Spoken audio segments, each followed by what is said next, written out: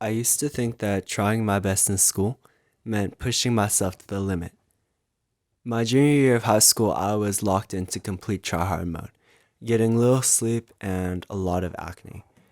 And my overly driven mentality was only further exacerbated by this seemingly harmless drug, caffeine.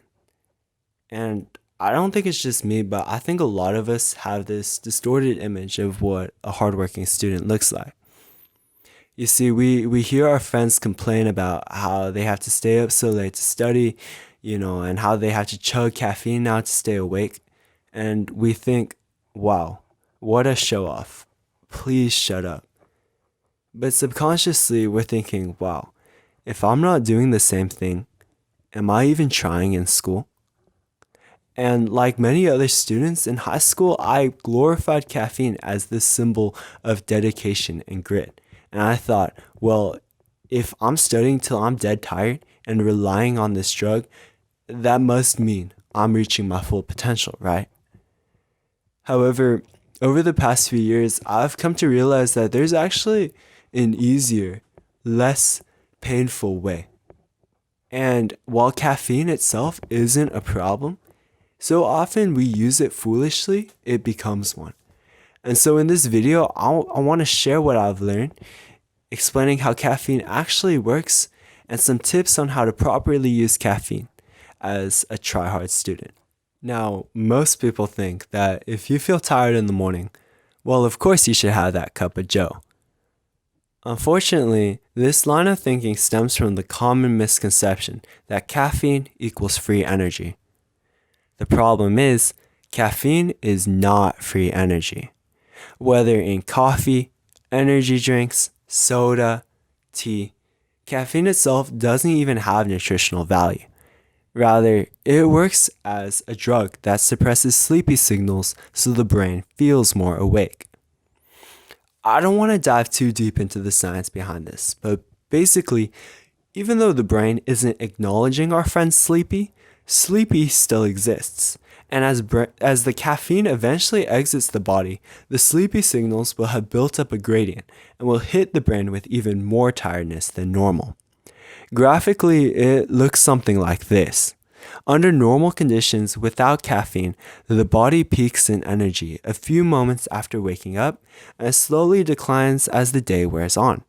However, when drinking a cup of coffee in the morning, the body energy peaks even higher at that moment. The misconception is that this boost is free and there are no consequences. Yet, in reality, as discussed earlier, this tiredness only builds up, and as a result, the body's energy eventually dips much lower than normal. Now, as a disclaimer, I don't actually have any scientific evidence for this next claim. However, in my personal experience, the integral of energy with caffeine is almost always smaller than the integral of energy without caffeine. This means even though caffeine gives you that initial spike in energy, in the long run, your body will actually experience less energy that day. Thus, drinking caffeine is like convincing your body to sprint. Your body will feel that rush of energy, but it can only sustain it for a little while before it needs to cool its jets.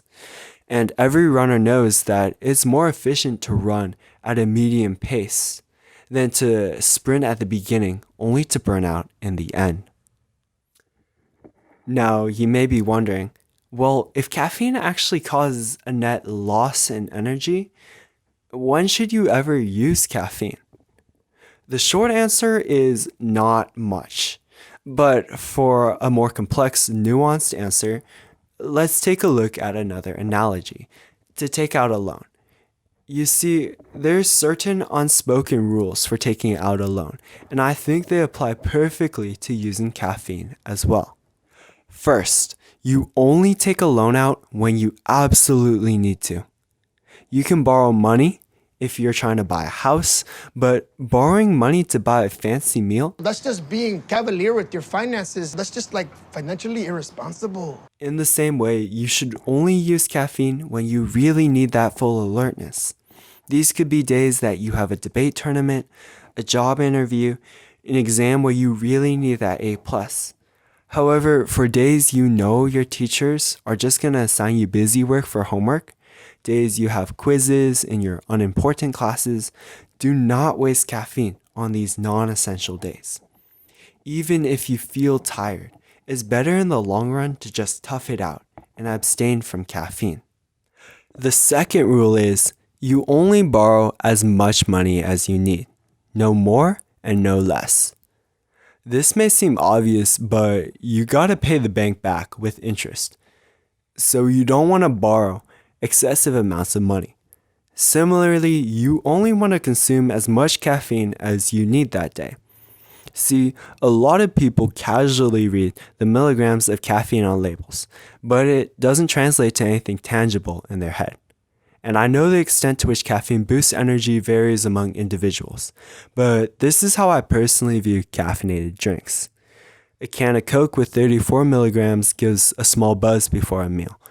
A small can of Red Bull with about 80 milligrams can get me through a drive. Monster with 160 milligrams can help me write a last-minute essay. And Bang with a whopping 300 milligrams can push me through the last day of finals. It's important to note here that caffeine has a half-life of 4 hours, which means that it takes 4 hours for half the amount of caffeine circulating in the body to exit.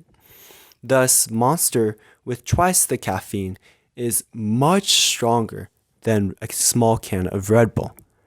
4 hours after drinking Monster, you'll have the same amount of caffeine in your body as if you had drunk a Red Bull in that moment. I should also point out that while Bang is super fun to drink, not gonna lie, it's also a bit dangerous. So it takes a long time for all that caffeine to exit your body. 8 more hours than Red Bull. So if you don't get up early to drink Bang, you're gonna be up all night and it's going to destroy your sleep cycle. Trust me. Lastly, I don't drink these as much, but I should mention that a cup of coffee has about 100 to 200 milligrams of caffeine, so it's super useful as a strong boost, while a bottle of tea has about 70 milligrams, so it works better as a good light boost. Alright, and the final rule is probably the most crucial, and that is you only take out a loan when you know you can pay it off.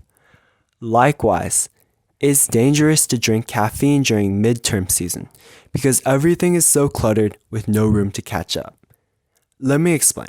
Say you have a test Monday, Wednesday, and Friday in different classes. Even though the tests on Monday and Wednesday are important, if you drink caffeine on Monday and then again on Wednesday, by Friday you're already so burnt out and you still need energy for the weekend as well. On the other hand, let's take this scenario, but say it's finals week. On Monday, you can drink a Red Bull to prep for your test. Wednesday, hit a Monster. And on Friday, finish it off with a Bang. Then you can spend the first few days of vacation break sleeping and paying off your energy debt back to your body. Thus, it's important that you have time and you plan ahead of time that you'll have break to sleep and pay back all that you owe. I actually have no idea what that one was. This has been all the knowledge about caffeine that I've learned over the past few years. And I hope that by sharing it, we can all start making better choices to work smarter and not harder.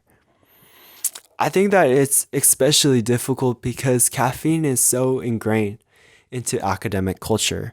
You look at college YouTube channels and they all love their coffee. And I get it. It's a vibe. It's a rite of passage into adulthood. And that's good and all.